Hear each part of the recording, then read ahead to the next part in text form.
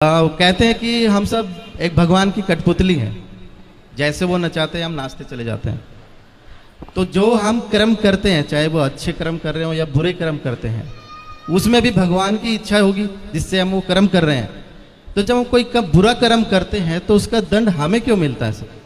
मेरा ये प्रश्न है। बहुत सुंदर प्रश्न है इनका, बड़ा गहरा है, बड़ा अच्छा सवाल है। बहुत कम लोग प्रश्न करते हैं ऐसा। आपने प्रश्न किया है, उत्तर दे रहे हैं। सारी काम भगवान करते हैं। कहते हैं ईश्वर की मर्जी के बिना पत्ता भी नहीं हिलता। तो जब सब भगवान करते हैं तो फिर पापी व्यक्ति क्यों है? बिल्कुल बिल्कुल, है ना। हमने चोरी की तो फिर हमने वो भी ईश्वर की मर्जी से की, क्योंकि सब ईश्वर की मर्जी से हो रहा है। ये सवाल है आपका। जी जी बिल्कुल। अब उत्तर के लिए आपसे ही मैं प्रश्न करूंगा। जी। आपकी एक गाड़ी है, माना कि एक कार आपकी है और आप मालिक हैं, कार के मालिक। आपने एक ड्राइवर लगा रखा है जी। आपने ड्राइवर से कहा कि गाड़ी लेके स्टेशन चले जाओ, गाड़ी लेके एयरपोर्ट चले जाओ, गाड़ी लेके मार्केट चले जाओ। तो आप जो कहते हैं आपका ड्राइवर वहीं ले जाएगा गाड़ी। जी। गाड़ी आपकी मर्जी से चलती है। चलाता तो ड्राइवर है पर मर्जी आपकी है। सही है जी बिल्कुल। आपने गाड़ी एयरपोर्ट के लिए रवाना की, जा बेटा मेरे गेस्ट आ रहे हैं, जाओ एयरपोर्ट से लेके आओ। ड्राइवर गाड़ी लेके चला, आपकी मर्जी से जा रहा है। जी जी।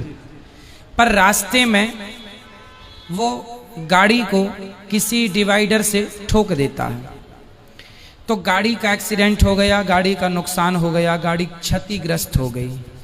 तो क्या ये आपकी मर्जी थी? जी नहीं। आपकी मर्जी थी कि गाड़ी एयरपोर्ट जाए, पर गाड़ी का एक्सीडेंट हो गया, गाड़ी गड्ढे में गिर गई। ये आपकी मर्जी नहीं थी। ये मर्जी नहीं थी, ये गलती थी। किसकी? आपकी नहीं, ड्राइवर की।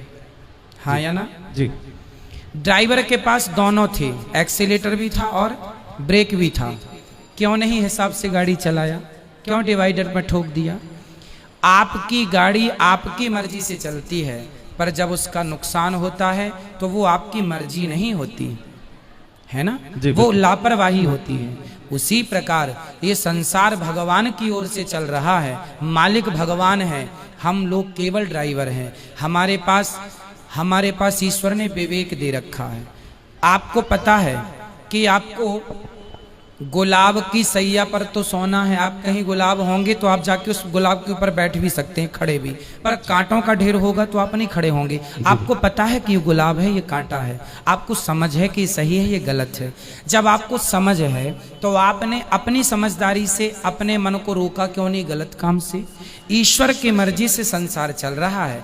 आप और हम सबकी मर्जी में ईश्वर की मर्जी है, पर हम जो गलत निर्णय लेते हैं उसके लिए ईश्वर ने हमें स्वतंत्र, गाड़ी आपकी है, मालिक आप हैं, लेकिन ब्रेक एक्सीलेटर आपने ड्राइवर को सौंप रखा, भाई जहां जरूरत पड़े दबाते रहना।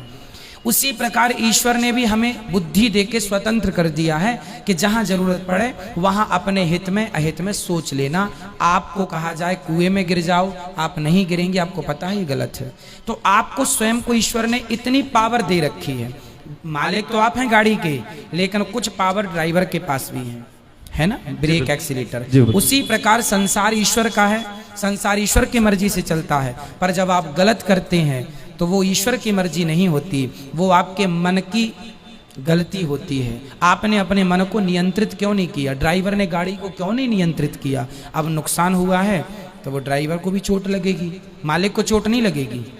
भाई एक्सीडेंट हुआ है तो चोट, मालिक तो घर में बैठा है, मालिक तो परमात्मा है। अब तुम ही ड्राइवर हो तो तुम ही भोगो फिर। तो अपने अपने किए का दंड, ईश्वर की मर्जी से संसार चलता है, पर उन्होंने हमें सही गलत की सोच दे रखी है। सही गलत क्या है वो पहचान दे रखी है। अब आप गलत करें तो उसमें दोषी ईश्वर कैसे हो सकता है? जी गुरु।